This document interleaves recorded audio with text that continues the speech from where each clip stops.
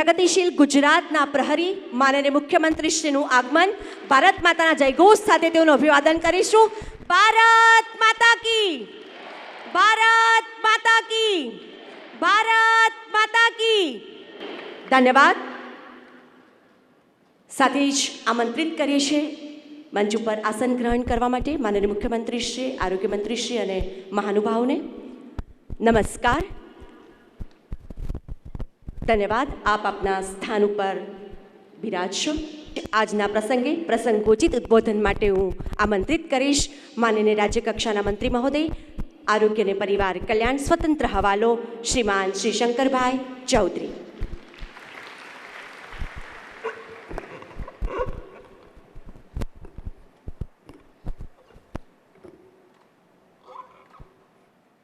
ગુજરાતની પ્રજાના સુખાકારી માટે સતત ચિંતિત એવા રાજ્યના young and dynamic chief minister માન્ય શ્રી વિજયભાઈ રૂપાણી સાહેબ, ગુજરાત વિધાનસભાના માન્ય ઉપાધ્યક્ષ શ્રી શંભુજીભાઈ, માન્ય મેયર શ્રી ગાંધીનગર, માન્ય ધારાસભ્ય શ્રી અશોકભાઈ, આપણા માન્ય યંગ મુખ્ય સચિવ શ્રીમાન જયંતસિંહ, શ્રી જેપી ગુપ્તા, ચંદ્રાબેન, અમારા ડૉક્ટર, સૌ ભાઈઓ અને બહેનો, સાચી દવા આપવાનું કામ એ ફાર્માસિસ્ટ કરે અને આજે તેનાથી શરૂઆત કરી છે. સંખ્યા ઓછી હોય એટલે તાલી એમાં ઓછી પડે.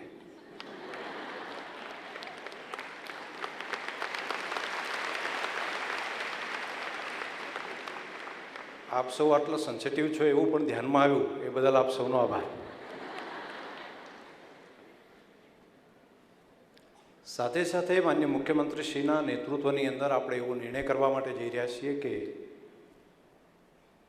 રાજ્યની તમામ સિવિલ હોસ્પિટલ, એટલે district hospital, sub district hospital અને CHC કક્ષાએ આપણે ફિઝિયોથેરાપિસ્ટની પણ નિમણૂક કરવાનો ઐતિહાસિક નિર્ણય રાજ્ય સરકાર આજથી કરી રહી છે, એનું અમલીકરણ કરી રહી છે. બાકીના બધા વ્યવસાયની અંદર જે તે અભ્યાસ કર્યો હોય તેની સાથે તેને જોડાયેલું હોય છે, પરંતુ સમાજ જીવનની અંદર સૌથી વધારે એટેચ જેના નામની સાથે ફેમિલીના નામને જોડ્યું હોય, ડૉક્ટર હોય તો એને ડૉક્ટર્સ જ કહેશે, પરંતુ કોઈને ભાઈ કે બહેન, સિસ્ટર કે બ્રધર, જેને સૌથી વધારે વિશ્વાસ જેમના ઉપર પડે તેવા મારા વાલા સિસ્ટર એન્ડ બ્રધર્સ. આ માત્ર રાજ્યના આરોગ્ય મંત્રી આપ સૌની વચ્ચે વાત કરે છે તેવું નહીં, સમાજ જીવન પણ આ દૃષ્ટિથી જ આપ સૌની સાથે વ્યવહાર કરે છે, આપ સૌની સાથે વિચારે છે. ટ્રીટમેન્ટ કરતા ટાઈમે પોતાની બહેન ઉપર જે રીતે દર્દીને વિશ્વાસ હોય, પોતાના ભાઈ ઉપર જે રીતનો વિશ્વાસ હોય, એવો વિશ્વાસ કોઈની સાથે જોડાયેલો હોય તો આપ સૌની સાથે જોડાયેલો છે. અને જોડાયા પછી આટલા વર્ષો વહી ગયા પછી પણ આપે એને કન્ટિન્યુએટ કર્યું છે. એટલે આપની જે અગાઉની ઉજળી પરંપરા છે એ જ ઉજળી પરંપરામાં આપ સૌ જોડાઓ છો. ગઈકાલ સુધી આપ સૌ સ્ટુડન્ટ હતા, એક અલગ જીવન હતું, એક શીખવાની વાત, કંઈક કરી છૂટવા માટે કંઈક મોકો મળે તો કંઈક આપણે પણ કરીએ તેવો જજ્બો, અને એ આજે અમલ થઈ રહ્યું છે. આવતીકાલથી એટલે આજે જે ઓર્ડર આપવામાં આવશે 200ના, પછી રોજે રોજના 200 જણને મેરિટ પ્રમાણે પોતે નક્કી કરે જગ્યાઓ. આવું નિર્ણય જનરલી નહોતું થતું. મોટા ભાગે એવું થતું કે અમારી કમિશનર ઓફિસ કે મંત્રાલય કે એ બધા નક્કી કરે, પછી જેને જેને વધારે રજૂઆત આવતી હોય એને નજીક મૂકે, બાકીના બધા. આવી સિસ્ટમો સરકારોમાં વર્ષો સુધી ચાલી હતી, પરંતુ આપણા માન્ય મુખ્યમંત્રીશ્રીએ નિર્ણય કર્યો કે નિમણૂકની પ્રક્રિયાની અંદર પણ મેરિટ પ્રમાણે જ એ મેરિટની યાદી હોય અને એ પ્રમાણે જેની સિનિયોરિટી એ પ્રમાણે બધાની નિમણૂક થાય અને તેનો અમલ કરવાનું પણ આપણે ચાલુ કરી દીધું છે. એટલે સંપૂર્ણ પારદર્શકતા સાથેનો વ્યવહાર આવતીકાલથી તેની શરૂઆત થશે. ડે ટુ ડે 200 લોકો, બહુ ગીર્દી કદાચ કેપેસિટી જે હશે તે પ્રમાણે ગાંધીનગર સિવિલની અંદર બધાને બોલાવવાના અને નિમણૂક ઓર્ડર તમારો થઈ ગયો, પરંતુ નિમણૂક કઈ જગ્યાએ આપણે પોતે નક્કી કરી શકીશું. સ્ક્રીનની અંદર પણ 2 રાખ્યા છે, એક અંદરના હોલમાં પણ રાખ્યું છે, એક બહાર પણ હશે, એટલે યાદી બહાર પણ દેખાતી હશે. એટલે 1 2 3 4 5 ક્યાં આગળ આપણે જઈ શકાય, તો બહારથી જ આપણે 5 5 7 7 લોકો અંદર જતા હોય તો આપણી સિનિયોરિટી પ્રમાણે આપણને અંદાજ પણ આવશે કે આટલી આટલી સ્કોપ છે, અહીંયા આપણને અનુકૂળ જગ્યા છે તેવું કરી શકાય. મિત્રો, માન્ય મુખ્યમંત્રીશ્રીના નેતૃત્વની અંદર આપણે હમણાં એક બીજો નિર્ણય કર્યો નર્સના ટ્રાન્સફર માટેનો. તો ટ્રાન્સફર માટેનો જે નિર્ણય હતો તેની અંદર પણ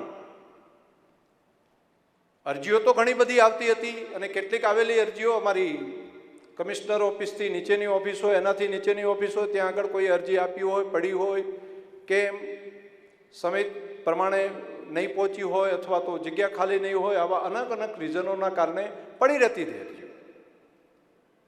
અમે જેટલાની ટ્રાન્સફર કરવાની હતી એટલા બધા લોકોની અરજીઓ એક સાથે મંગાવી કે આજે નહીં 15 વર્ષ પહેલાંની પણ અરજી કોઈની હતી, 20 વર્ષ પહેલાંની કોઈની માગણી છે, આવા લોકો છે કોઈ કે જેને અરજી આવી હોય પરંતુ આપણે જગ્યા ન આપી શક્યા હોય. એ બધો ડેટા એકઠો કર્યો અને સિનિયોરિટી પ્રમાણે તેમાં પણ સૌથી પહેલાં કોણની ભરતી થઈ હતી અને એ તબક્કા વાઇઝ તમામ લોકોની જેની સૌથી પહેલાં સર્વિસની અંદર આવ્યા હતા એમની જે ડિમાન્ડ હોય એ જ પ્રમાણેની ભરતીની પ્રક્રિયા ચાલુ કરી. ડિટેલ ઓર્ડર થાય તે પહેલાં અમે જેવો ત્યાંથી અમે સચિવશ્રી, કમિશનરશ્રી બધા બેઠા અને બેસતાની સાથે જ ઓનલાઈન પણ ચડાવવાનું કામ કરી દીધું અને વોટ્સઅપ ઉપર પણ મૂકી દીધું, ભાઈ તમારી બદલી થઈ ગઈ છે, ડિટેલ ઓર્ડર જ્યારે થાય ત્યારે. એટલે અડધો કલાકની અંદર આખી પ્રક્રિયા પૂરી કરીને માન્ય મુખ્યમંત્રીશ્રીના નેતૃત્વની અંદર આ નિર્ણય કર્યો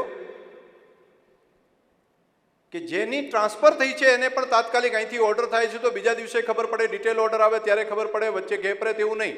15 મિનિટના તબક્કાની અંદર ઓનલાઈન પણ મૂકી દીધું વેબસાઇટ ઉપર અને સાથે સાથે એની કોપી શોર્ટ કરીને એને વોટ્સઅપ ગ્રુપો જે હતા તેની અંદર પણ મૂક્યું. સાંજ સુધી તો બધા લોકોને ધ્યાનમાં આવી ગયું કે અમારી નિમણૂક ક્યાં ક્યાં થઈ છે.